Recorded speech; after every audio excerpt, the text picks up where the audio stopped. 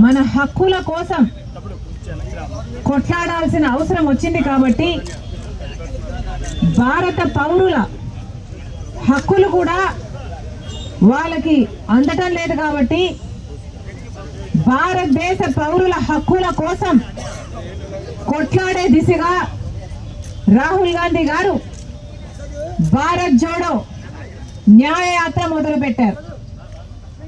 అంతకు ముందు చేసిన భారత్ జోడో పాదయాత్రలో రాహుల్ గాంధీ గారు 4000 కిలోమీటర్లు పైగా పాదయాత్ర చేస్తే అడుగున ఎక్కడ వీలైతే అక్కడ కాంగ్రెస్ పార్టీకి వ్యతిరేకంగా ఉన్న ప్రభుత్వాలు అయితేనేమి, బీజేపీ అయితేనేమి దాడులు చేశారు. కొట్టడం కూడా, కట్టెలతో కొట్టడం కూడా చేశారు. అనేక రకంగా